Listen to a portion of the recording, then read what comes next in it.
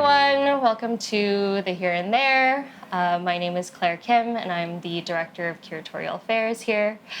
I'm here today with artist Farah Al Qasimi to chat a bit about her practice, and we're in her Williamsburg studio today. Yeah, hi. My name is Farah Al Qasimi, and I'm an artist living and working here in New York. So I thought today we can kind of dive in by chatting a little bit about your recent projects. You just had an exhibition come down at the Third Line in Dubai, Toy World. And I thought we could start off by talking a little bit about that exhibition before kind of trickling into your even more recent projects with the Hyundai Digital Lab. Yeah, totally.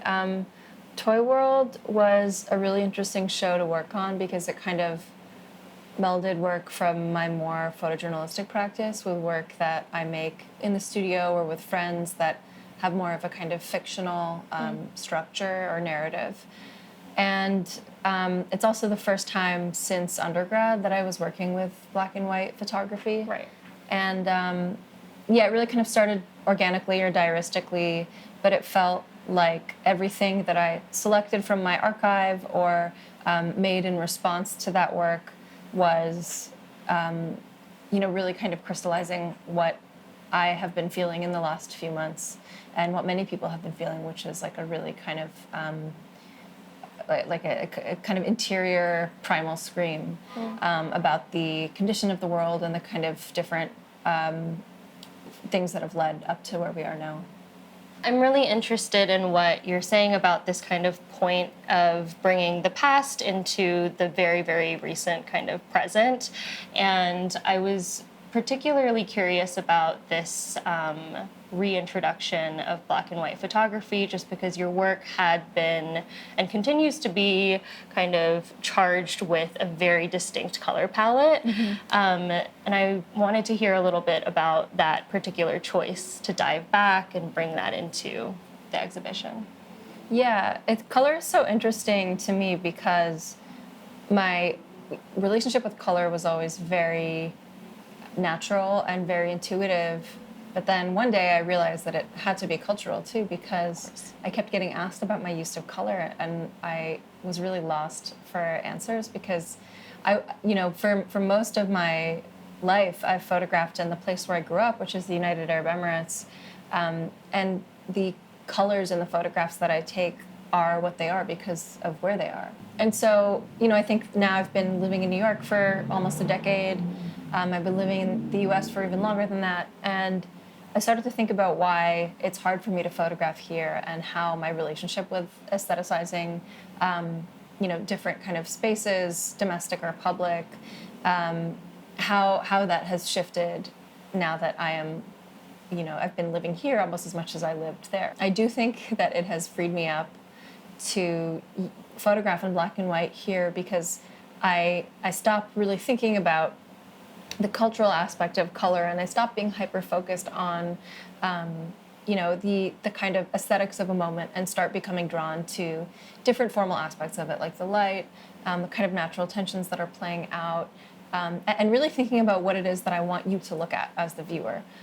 I think that traditionally my work has been these kind of larger, wider tableaus that have multiple happenings at once, that have different layers of interaction, of pattern, of color and light.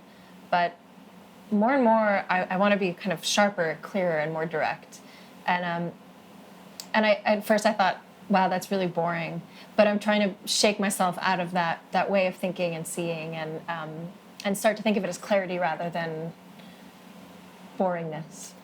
This shifting in viewership, merging with this kind of focusing or clarity finding, I'm sure was also kind of related to the fact that the exhibition was being hosted in Dubai. And I think obviously you probably get a lot of questions around viewers, as well as kind of like a larger questions around audience, who your audience is, who you're making work for. Was that something that you were thinking about specifically in kind of doing an exhibition in Dubai? I do. I think that I was very aware of Dubai as a location. I also, it's so interesting for me because I didn't grow up there. I grew up in Abu Dhabi and Ras Al Khaimah, but Dubai is like, it's the city. It's the big city. It's the kind of center for shopping and being social. And it's like Dubai is where I go when I'm home. I usually go to Dubai if I want like a big, long day of doing different things, like a big day out.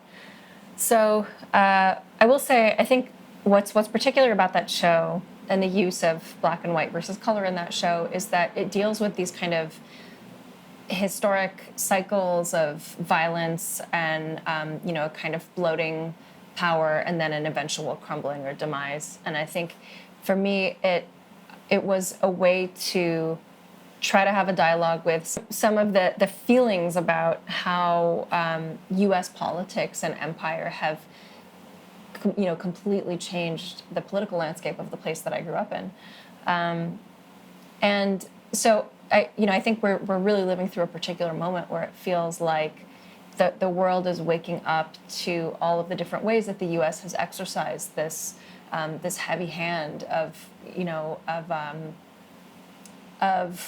power and strategic resource mining and kind of warmongering. I was born during the Gulf War of the late 80s and early 90s, and so I was born into a household that was preparing for war. And so now, 30-something years later, it just feels like there is this patterning or this repetition that is kind of boring a hole into our knowledge collectively of what empire looks like in our day and age. And so the black and white photographs, to me, even though they were made in the last 5 years, there's something, there's something that speaks to a timelessness or like a questioning about what age we're in when I look at black and white work. And you kind of have to look to other cues to figure out what it is, where it is that we are and what time it is. So there's a photograph of Jeddah in Jordan. These remnants of the Roman Empire that you can still go and visit. And there's a photograph also of there are photographs of different animals that are traditionally used in wartime. So there's a photograph of a horse. And then there's a photograph of a camel that's kind of been riddled with flies. So it's a dark and sad show, but then on the other hand, there's like a TikToker who is also a beauty influencer and an artist.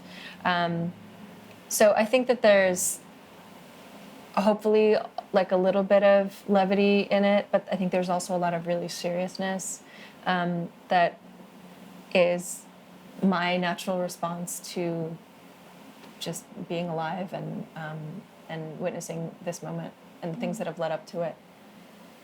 Yeah. I'm thinking about, I have a friend and painter, amazing painter named Vincent Valdez, who often refers to the way in which the U.S. Historicizes or doesn't historicize events as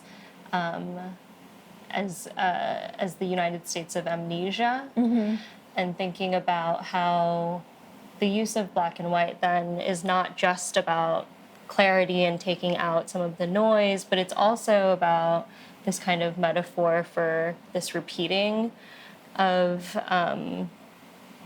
death and destruction, and kind of thinking about what it means to have like a timeline. I feel like people, I don't know, there was like a big thing on TikTok actually about how folks kind of imagine the civil rights movement to have been happened much longer ago than actually, because all the photos that we see are in black and white. Right. And like what that like particular choice like does in terms of warping our understanding of when things were, when things had happened, or when things are happening. Yeah. Because then it makes it feel like forever ago that Martin Luther King was assassinated, and therefore nothing to do with us, because we've kind of been, we've been ushered into the age of sophistication and civility. And it's so crazy because so clearly, we aren't. We're still really, really fully in it. And I think that just the tools for the state's vision are really strengthened and amplified. And technology is a huge part of that. So I think working with a camera has been, it's been impossible for me to ignore the political uses of the camera, especially as somebody who's been surveilled, my entire life. And I've made different earlier bodies of work that I think deal more directly with this, and the kind of reversal of being somebody who is now looking.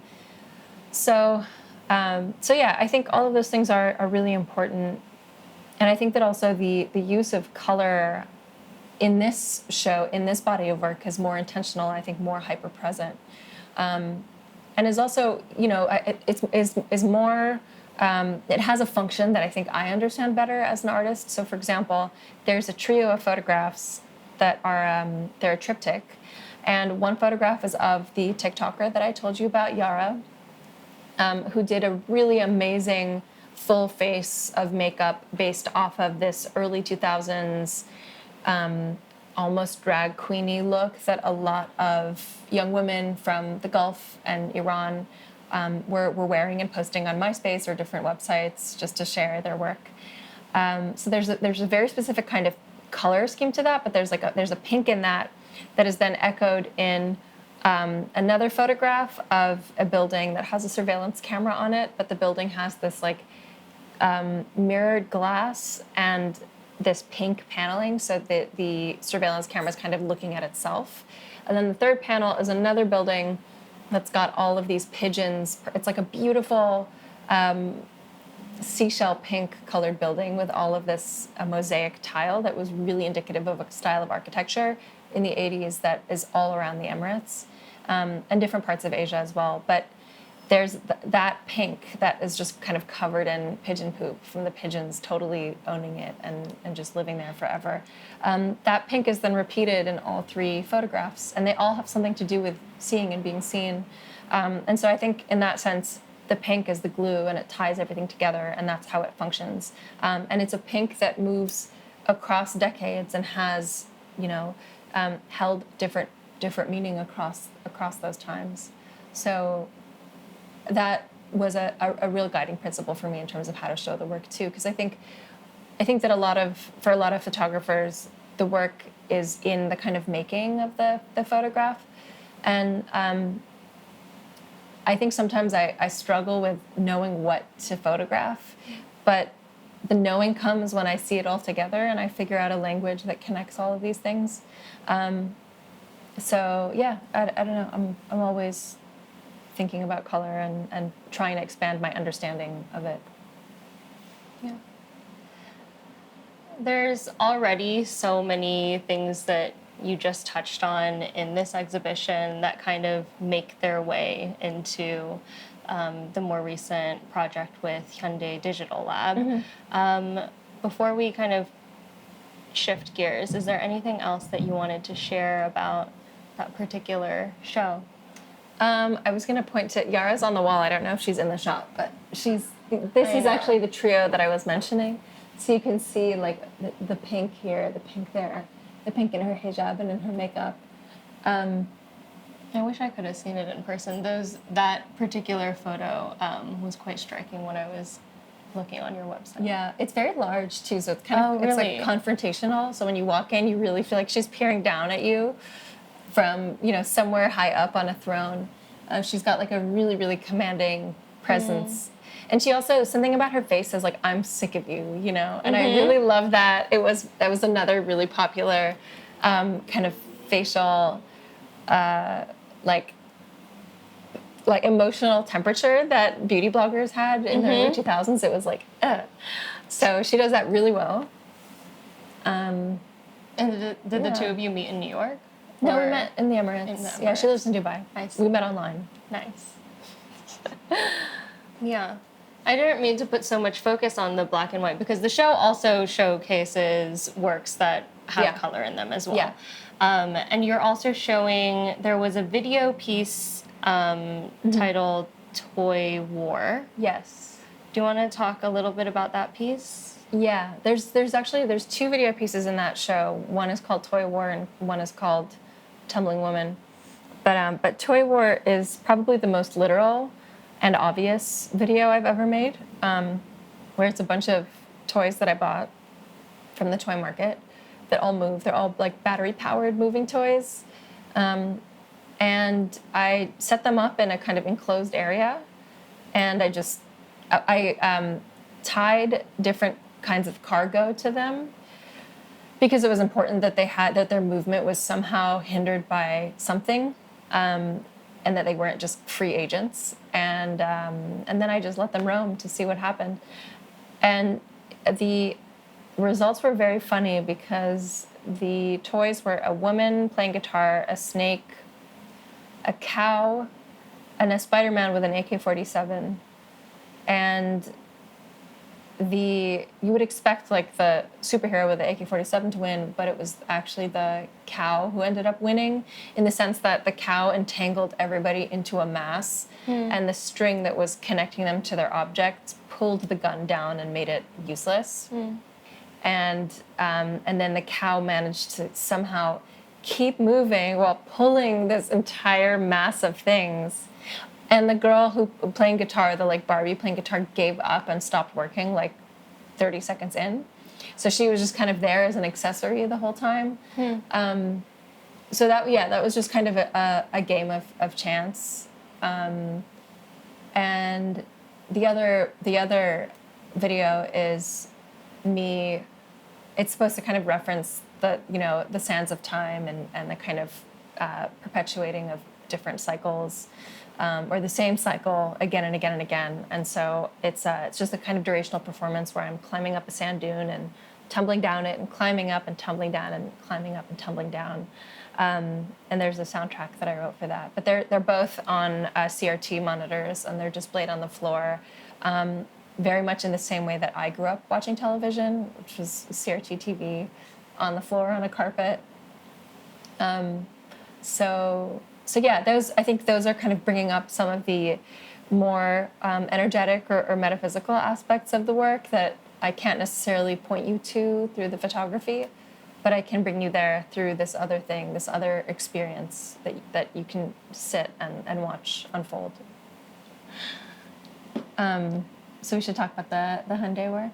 Yeah, I was going through the site and I was reading kind of the descriptions of the various elements that exist in the YouTube video.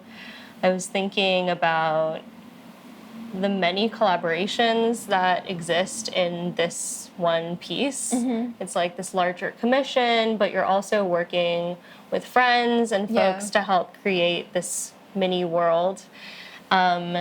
You're kind of speaking and pulling us back into like early days of the pandemic. Yeah. You are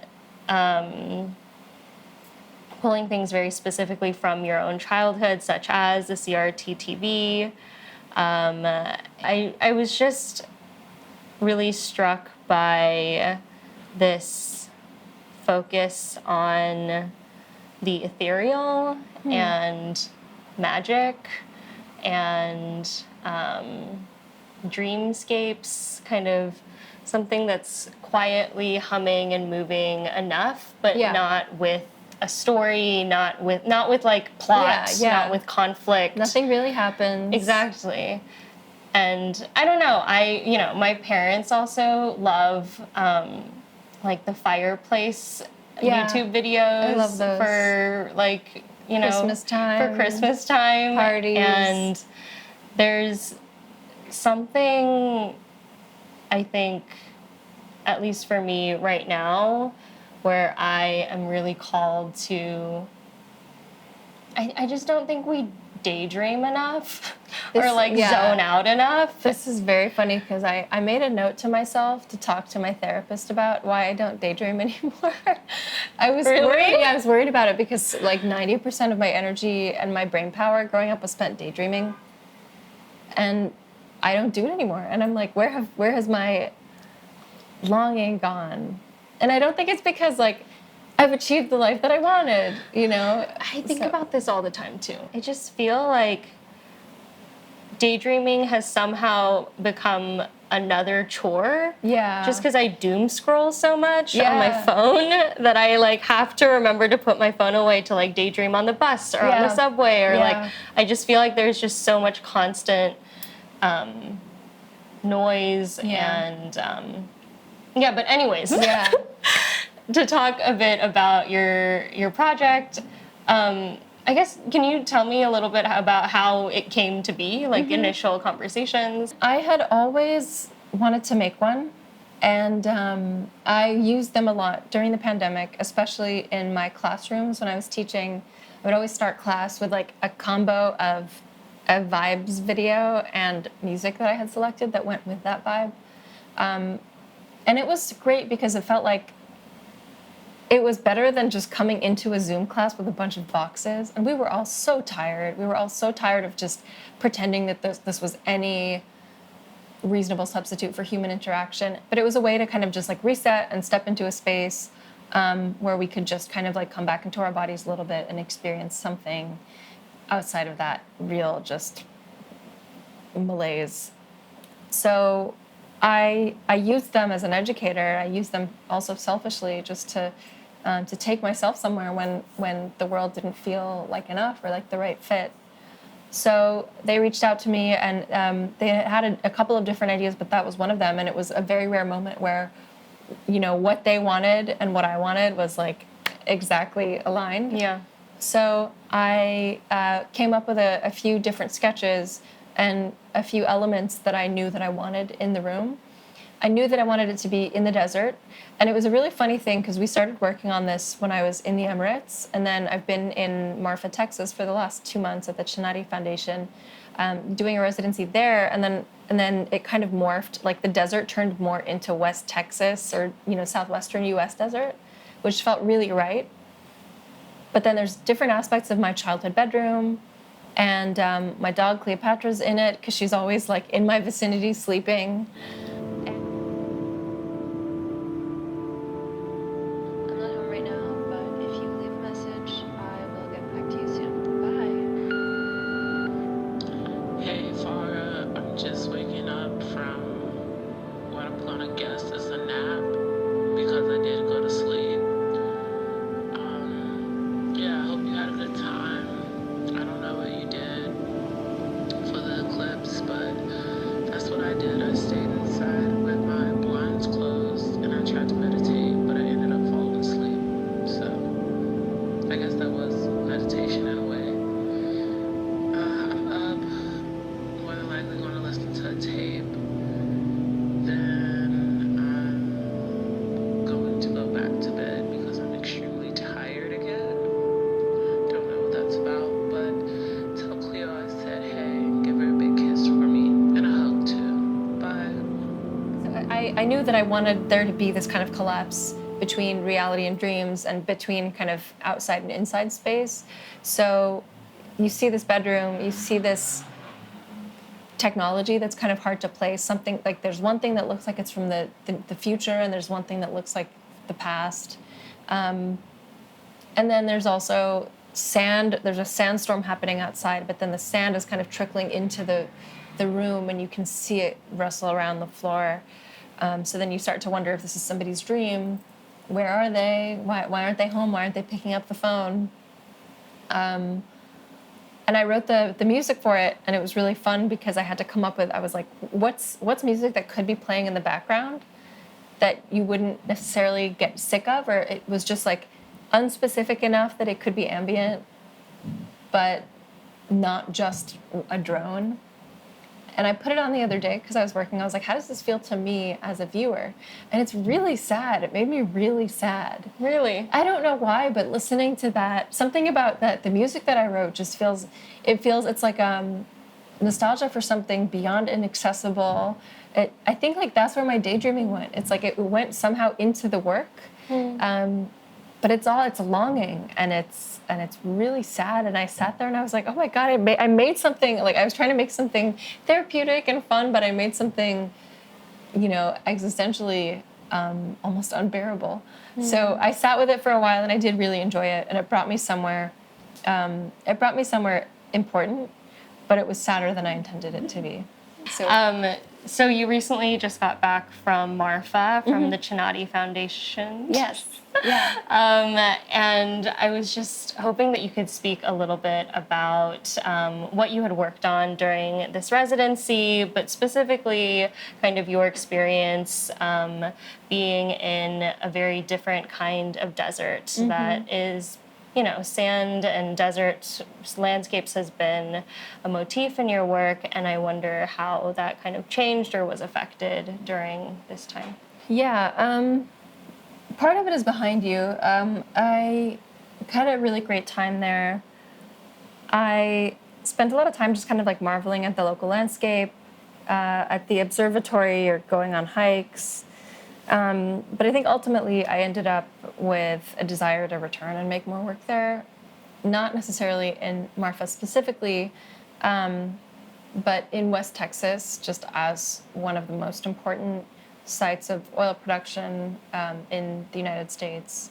So I was taking trips to Midland and Odessa. You know, that area, the Permian Basin, is very, very oil rich. There's refineries and drilling sites everywhere, and oil fields, and you really kind of feel the pollution. You also feel the way that it transforms any community that's kind of living under its umbrella. It's a very familiar place to me because it's desert and it's oil, and there's a lot of like orchestrated sites of leisure to provide for the oil workers, you know, and so I think there's a really particular relationship between living and working, and the way that these extractive economies are totally impacting the landscapes that they touch. That was familiar to me and that I wanted to explore further. So I made a lot of photographs, and then I made a kind of large collage piece that's behind me that I'm going to still work on here. But I don't know. I feel like there's a connection there that I'm trying to learn, and I think it'll take a little bit of time.